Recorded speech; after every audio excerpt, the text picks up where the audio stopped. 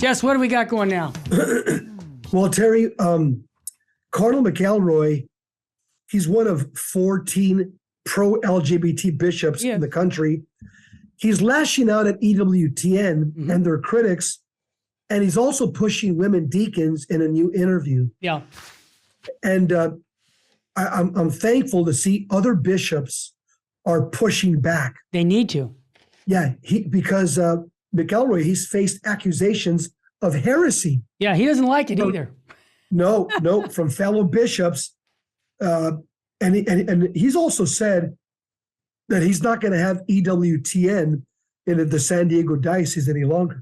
So he's going after them, Terry. Yep. This article is put up by LifeSite News. So Cardinal Robert McElroy, who lashed out at EWTN and his critics last week, he basically said that he would ban the content from the Catholic TV network in his diocesan media, and he claimed that accusing him of heresy harms the church. Now, what is heresy? It is a person who's baptized who officially teaches something against the revealed truth and deposit of faith of the Catholic Church, knowing that it's wrong. That's heresy, Terry. Yeah, well, that's what he's doing. I mean, the definition fits his. If the cap fits, baby, wear it. I'm sorry, Jess. He is a heretic. I mean, he's trying to do things that he made a promise again for the when he was ordained. He made a promise. He said, "Are you resolved to maintain the deposit of faith entire and incorrupt, as handed down by the apostles and professed by the church everywhere at all times? Yes or no?" Well, obviously it's no. I tell him to step down. Then, go ahead. Yeah. So he's this San Diego Cardinal who was recently elevated by Pope Francis. Yep. He's also reiterated his call to open up the diaconate with women. Yep. Which many of the leading prelates around the country, around the world, have described as impossible. Of course. Cardinal McElroy has also said that the synod on synodality will lead to a fundamental change in the church that is not clear yet. Terry, that's their goal. Exactly. He's a card-carrying modernist. Yeah. And it's good, another bishop, Paprocki, he's actually accused McElroy That's right. of heresy and says that he may have excommunicated himself, Terry. Can you imagine that, Jesse? We've got a cardinal who's trying to say things. Now, we know if he tried to ordain a priest, a woman, he would be excommunicated by canon law. No one has to do a thing. The Pope doesn't have to say anything. It's automatic. He's leaving the church. This guy is the Cardinal of San Diego. And in an interview with a left-wing Spanish magazine, what did that have to say? Because, Jesse, you know about the Spanish magazine called Vida Nueva?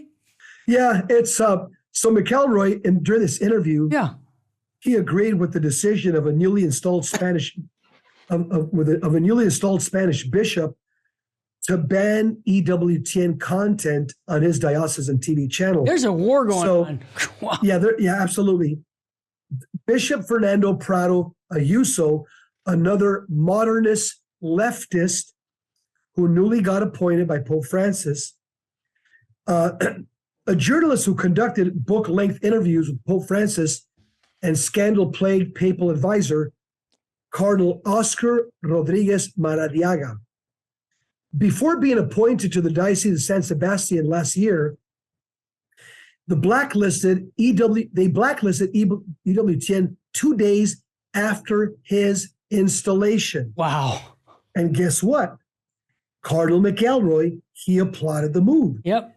Here's what he said, quote, "I wouldn't have EWTN on diocesan media either," he told Vida Nueva. Yeah. It's basically establishment Catholic media. So the Cardinal further criticized EWTN He did.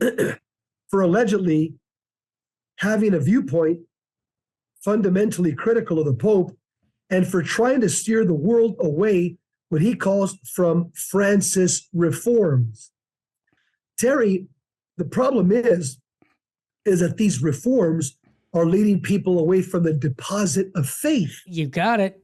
And Jesse, just a quick That's the problem. Raymond Arroyo, I want everybody to watch his show every Thursday night. Yes. Okay, the world over. He had a great show yesterday with the posse, Father Jerry Murray. I mean, what a priest, what a man who knows so much on the Catholic faith. And he says, this is what this cardinal says. I'm concerned about EWTN. He's concerned about any of us who are Orthodox, okay? EWTN is just representing it because it represents a giant of economic, cultural power linked to a religious point of view that is fundamentally critical of the Pope, he said. The network maintains presenters constantly downplaying Francis's theological skills and knowledge, and cites Archbishop Carlo Maria Vigano, slander against the Pope, and try to steer the world away from the reforms of the Pope is advocating. I just want to make a quick note there, Jesse. The Holy Father, we pray for his health right now. He's, whether he's had a heart attack or he's got whatever, they're kind of keeping it close to the chest on what actually his issue is with his health. Because I want to see him, he's going to die eventually. He's 86 years old. But I want him to die with, obviously with the good graces of the Lord. So I'm praying for that. But I want to just mention, he was just last week, he came out and supported a Jesuit moral theologian. And what's his name? What's his name? I just came to my mind. I wrote it and I should have wrote it down. His name is Bering. And he's a liberal bishop or liberal priest who was teaching moral theology back when Holy Father was in his formation, and he was condemned by the Catholic Church. And now the Holy Father is saying he's the model for it. See, here's the problem with Pope Francis, Jesse, and I'm just giving you this as a layman. He says things about like the traditional Latin Mass, it's no good anymore. Well, how could something be so holy and right before, as Benedict XVI says, if it was holy before, it's holy after. And the same thing about our moral theology. Herring is the guy's name that he's promoting. Herring is a liberal. Bishop Sheen condemned him. All the Catholic Church condemned him. And now the Pope is showing he's the model for moral theology. So I'm just saying, Holy Father, that's not what the Church teaches. And so if it sounds like we're being critical of Pope Francis, it's because we love him, because his role is to confirm us in our faith. And if he's not confirming us in our faith, then we have to speak up. And that's what we do here at our network. Terry, the most popular argument that these dissenters they give, because that's what Cardinal McElroy is, he's a dissenter. They'll say, well, it's the spirit of Vatican II. So they will claim that the Second Vatican Council has given them permission to dissent. Yeah. And they'll use the phrase, I'm just following the spirit of Vatican II. That's garbage. And of course it is. And of course, what they say is these theological perspectives that we're bringing up, it was supported by the council. Wrong. They made this up out of whole cloth, Terry. Exactly. What they're promoting is not in the documents of Vatican II. They're making it up out of whole cloth, assuming that we're too ignorant to research the documents ourselves. And if I might add something, Jesse, to what you just said, the men that were in power in the church at that time, in the early 70s, late 60s, they needed to nip this in the bud right away. And because they didn't, and they allowed this to go on, we're in the mess we're in today. That's my take. Continue on the article. Yeah, Terry, and I'll tell you, a lot of people that were caught up in this dissent and this mess, they later came to their senses. Like, the young, Joseph Ratzinger, he came to a senses. He was part of these, the cool club. And William May also had that same conversion. He was a moral theologian in the 60s with all the liberals. And then he, in the 1980s, when John Paul II was there, he came and gave talks. And he says, I was wrong. I was trying to build my career. I had pride. So these things happen. Go ahead. Yeah. Here's the backdrop to this article, Terry. Yeah. Back at the Vatican II, the theological experts, you had Ronner, Congar, Skillebeck. Jesuits, isn't that interesting? Yeah, Hans Kung, Chen Yu. They founded this commission called the Concilium in 1965. Yeah. These were the progressives at Vatican II, and they came up with a theological journal called Concilium. That's right. Well, some other guys have said, wait a minute, this is a bit too far. This is wrong. They broke away from them. Right. Who were they? The young Karol Wojtyła. That's right. The Lubach, Ratzinger. Yep. They broke off from the left, Terry, and they founded the other theological journal called Communio in 1972. So you have these two parallel theological journals running side by side to this very day. And you could obviously tell that Cardinal McElroy, he would be part of the Concilium camp today. Wow. Yeah. Wow. So EWTN is the world's largest religious media organization. Yep. And they're faithful to That's the right. teachings of the Catholic Church. That's right. In fact, in 2009, Pope Benedict XVI awarded the founders of EWTN, Mother Angelica, and Deacon Bill Stultmeyer, both of them rest in peace, Yep. who was then the chairman of the EWTN's Board of Governors, with the, quote, Pro Ecclesia et Pontifice, which is the highest award a pope can bestow on laity and religious. But the network has often rankled Pope Francis and his allies in recent years for airing criticism of the Pope's controversial decisions and deviations from Catholic teaching, particularly on Raymond Arroyo's The World Over, which I'm telling you, that's the program that's worth watching. But Jesse, he says that it hurts me to be labeled a heretic. Can you tell us what's the article say about that? Yeah, Cardinal McElroy also struck out at those who have accused him of promoting heresy. He told Vida Nueva, this journal, this newspaper, Spanish, that such criticism hurts me and harms the church. How does it harm the church? Go ahead. No, I think it actually helps the church because this way we warn the church who are the wolves in sheep's clothing. You got it. Thank you, Jess. So he says, quote, it hurts me to be labeled a heretic, close quote. Quote, such language further harms the church by degrading the dialogue we must have these days on the fundamental issues we face, close quote. Well, here's where Cardinal McElroy is wrong. Terry, we're not going to discuss issues like, are there 4 or 5 persons in the Trinity? I know, we got truths. That's a closed, settled issue. Objective truth has already declared that God is a trinity of persons, that there are 4 Marian dogmas, that there's 7 sacraments. And so Cardinal McCarrick, because he's a dissenter, he wants to have a conversation about things that have been revealed, divine revelation. Revealed truth. Which is the highest form of revelation. That's right. He wants to have a conversation about that, Terry, and see if we can negotiate. He's just wrong about this. Well, I like the way Bishop Strickland says you can't change the unchangeable. Yeah. Or Pope John Paul II says you can't vote. You can't take a democratic vote on truth. There you go. Same thing. Yeah. So McElroy has faced an explosive backlash, including from other U.S. bishops, over an essay that he published in the Leftist America Jesuit magazine in January. That's right. Disavowing a, quote, theology of Eucharistic coherence, close quote, and demanding that the church allow unrepentant homosexuals and adulterers to receive Holy Communion. Bishop Thomas McBrocky of Springfield, Illinois, went so far as to condemn McElroy's comments as heresy and suggest that he automatically excommunicated himself. Before you go to that next paragraph, Jess, I just want to mention most of these knuckleheads, these bishops and cardinals, I call them knuckleheads because they're not teaching what they promised to teach.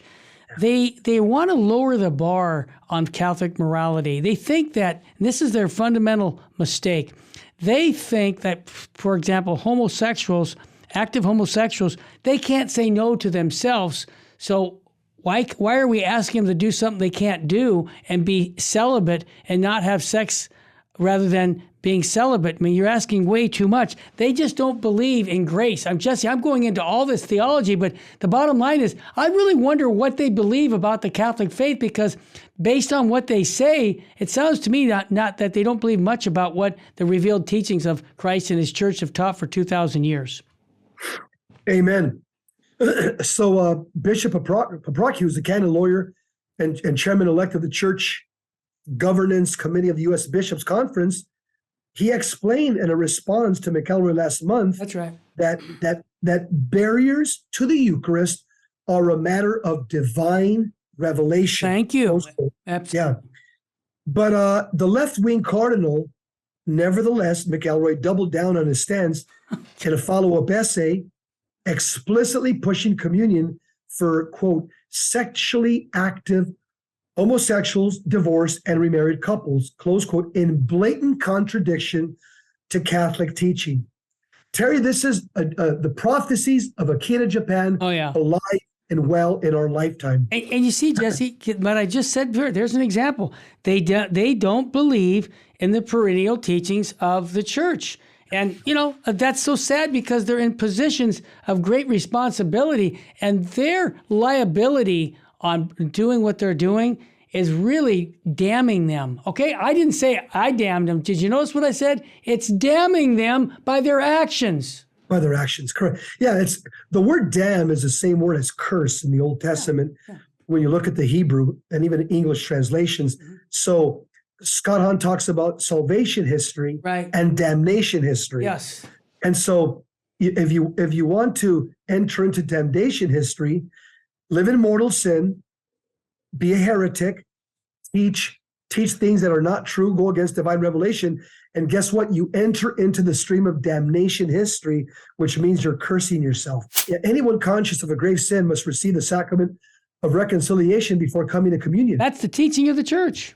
Yeah, right now it hasn't changed. Oh. It says the sexual act must take place exclusively within marriage. Outside of marriage is always constitutes a grave sin and excludes one from sacramental communion, close quote. And I might add, Jesse, whether you're a homosexual having same-sex attraction issues and acting on that is wrong. A heterosexual having, committing fornication or adultery, that's wrong. So we're not, pushing it just on the homosexuals. This is like the Catechism says, sexual acts must be taking place exclusively between, I might add, one man and one woman. I have to be really exact, Jess. Yeah, Terry, and I'm going to go a little bit deeper. Just for married couples. I just want to let you know, contraception is a sin. That's right. A, B, and also, putting on pornography and trying to imitate what you see, that's a blueprint for mortal sin, and that's a blueprint for divorce. And number three, I have to say, because I get asked this all the time. I get it asked all the time, Jesse. Yeah. Men, Catholic men, no, sodomy is not allowed in marriage. It's an unnatural, sinful act, even within a heterosexual marriage. I had to say that, Terry, because this question comes up over and over. I know, Jess. I can't believe people but they do ask that. So I'm glad you said it right on the air. Well, I'm going to say something more unpopular on the air, and I'm going to tell you why a lot of this error creeped in. Mm-hmm. Christopher West, who's a friend of mine, he wrote a book, Sex and Marriage. The first edition, which I got the first edition. Yeah. The first edition of his book states that sodomy is allowed. He had to retract the statement because Scott Hahn and others called him on it. And so the second edition removed it. But that statement, Terry, did a lot of damage in the Catholic world because anybody who got edition number 1 and never got edition number 2, the retraction, in there it says that this is permissible in the Catholic Church. No, it's not, Terry. No, it's not. Well, now go ahead. Now I'm going to tell a quick story about Christopher West. He's a friend of mine too. We've met and we've been reconciled because back in the early 90s when he was starting this out, he had that in there and he gave a talk at a Mile High Congress, which I was recording. And I didn't want to replicate it for people to buy that because I knew he was wrong. So I said we had technical difficulties. The technical difficulties is his moral theology was way off. Well, years later, Jesse, we came together in the men's room and we were washing our hands and there he is right there. I said, hey, Terry, how are you? I said, good. And we came back to that issue. He said, you were right. I was wrong. And I repented of that. And I said, God bless you. But I'm not going to put out anything that I know isn't teachings of the church. And so Christopher West, he when he first started out, he was off. I I like going right to the theology of the body by John Paul II, going directly to him rather than individuals trying to interpret it. Hey, that's perfect, Terry. Yeah, forget about the commentary. Right. Go right to John Paul II himself. And really, if you want some moral clarity on moral theology as it relates to sexual matters, I'll tell you another giant is Saint Alphonsus of Liguori. Oh, yeah. Yeah, he's Doctor of the church. He's a doctor of moral theology. Yep. So, but going back to the article, Sure, hit it. It says, asked about Pope Francis' Synod of Synodality, McElroy, a strong backer of the initiative, said he believes that the synodal process will bring about a fundamental change in the church's culture. Well, that's what he wants, Terry. That's what these dissenters and modernists want. Yep. They want to change the church to make it look like some other Protestant denomination. Yeah, it's an Anglican approach to getting out doctrine. That's what they do. They put everybody on majority votes. Horrible. Yeah, it says here, McElroy's latest remarks echo an article that he wrote for America Magazine last year in which he said that the synodal process aims at nothing less than a recasting of the culture of the church that will endure for generations. There you go. Quote. Jesse, what did the late Cardinal George Pell accuse him of these liberals of? Go ahead, because we got a minute and a half. Look, Cardinal George Pell accused Cardinal John Claude Hollerich, the Relator General of the Synod and Synodality, of heresy last year. Good for him. After Cardinal Hollerich claimed that the Catholic teaching on the sinfulness of homosexual acts is no longer correct. That's on YouTube. I mean, the guy's a nut. I'm sorry. We pray for him. Continue. And Terry McElroy is, again, the article says that he's continuing to push women's ordination. That's right. He's echoing the call of the German bishops. Yep. Thanks be to God, Cardinal Gerhard Mueller, the former prefect of the CDF, said that any attempt to admit women to the diaconate would be invalid. Cardinal Robert Serra, the former prefect of the Congregation for Divine Worship, has made similar comments. Again, McElroy additionally presented the ordination of women to the priesthood as a prudential issue, recommending against it at this time. Give me a guess break. what? St. John Paul II That's right. has declared it in Ordinatio Sacerdotalis that the church has no authority Read that. whatsoever to confer priestly ordination on women, and that this judgment is to be definitively held by the church's faithful. Terry, go ahead. Take it away. The church's inability to ordain women is an infallible teaching that requires a definitive assent. This is what we're looking for from our leaders. The Congregation of the Doctrine of Faith later reaffirmed this response, approved by this saintly pope. So McElroy's position on female ordination reflects that of a German, Synodal Way, which is similarly advocating opening the diaconate to women and arguing that ordination of women to the priesthood is a possibility, despite the infallible Catholic teachings on the subject. We need to pray for these men that they will be converted, just because I want to see them get to heaven. Where they're going right now is not confirming us in our faith. They're dissenters, and dissent leads to error.